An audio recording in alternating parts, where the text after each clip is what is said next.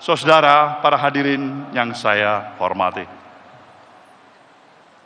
Begitu luasnya, begitu indahnya, begitu hebatnya negeri yang kita miliki ini.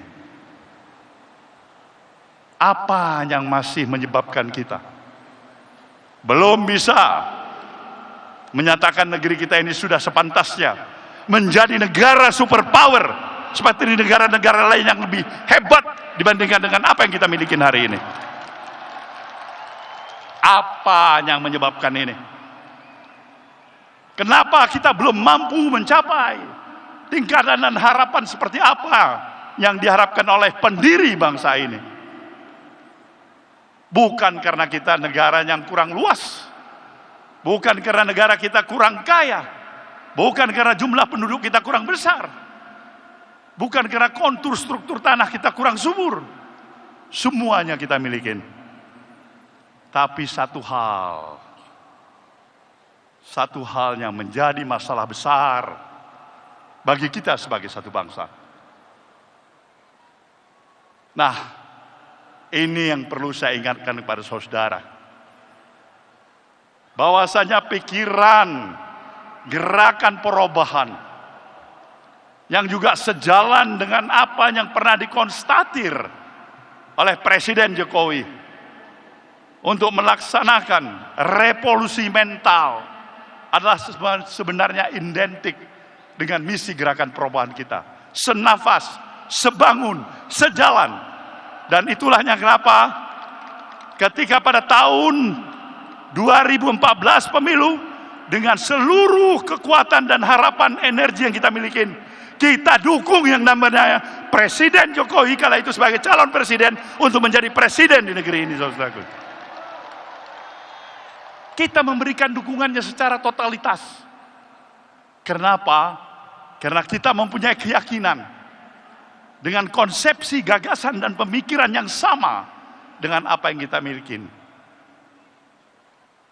Logika kita menyatakan, kita yakin progres perjalanan kemajuan kita berbangsa dan bernegara akan jauh lebih hebat seperti apa yang kita harapkan. Tapi sayang, 1000 kali sayang,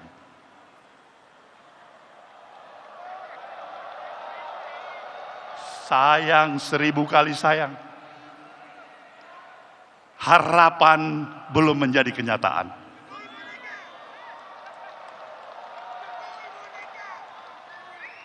Apa yang harus berani kita nyatakan menjelang 78 tahun kemerdekaan bangsa yang kita miliki? Sebenarnya kita memahami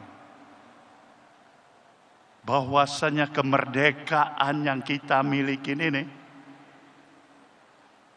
bukanlah hanya pemberian atau hadiah yang kita peroleh dari para kaum penjajah. Para kader partai Nasdem, perlu saya ingatkan, kita pernah mengalami sedikit-dikitnya 3,5 abad sebagai bangsa yang terjajah. Dan konsekuensi sebagai bangsa yang terjajah adalah derita, penghinaan, kesedihan, kesusahan, dan kehilangan harkat dan martabat. Itulah nasib sebagai bangsa yang terjajah.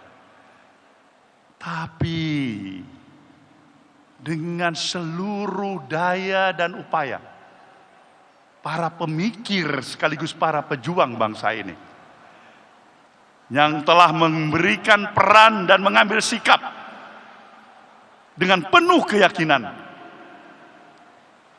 memberikan pengorbanan harta, bahkan nyawa sekalipun, untuk membebaskan kita sebagai bangsa yang terjajah menjadi bangsa yang merdeka dan berdaulat. Kita wajib untuk tetap mengenang dan memberikan penghormatan kepada para pahlawan dan para pemikir bangsa ini yang memerdekakan bangsa kita dari kaum penjajah. Inilah sejalan dengan kita mungkin 1 bulan lagi akan menghadapi peringatan hari ulang tahun ke-78 tahun kemerdekaan yang kita miliki. Sejujurnya, kita telah mengalami berbagai kemajuan dalam berbagai peranata kehidupan yang ada, dalam beberapa aspek kehidupan yang kita miliki. Tetapi apabila kita berani dan menempatkan pemikiran secara kritis, objektif, berdasarkan fakta yang ada, di tengah-tengah potret sosial kemasyarakatan yang ada pada hari ini. Saudara, para peserta apel siaga yang saya banggakan, Indonesia yang kita kenal sebagai satu bangsa yang memiliki sifat dan nilai-nilai values keindonesiaan yang seutuhnya. Bangsa yang penuh dengan ramah tamah, sopan santun, mengenal tempo selero, ajas kepantasan, kepatutan, budaya malu, penuh dengan spirit kegotong royongan. Hari ini kita sudah hampir sulit untuk menemukan karakter sejatinya bangsa Indonesia seperti apa yang kita kenal seperti itu.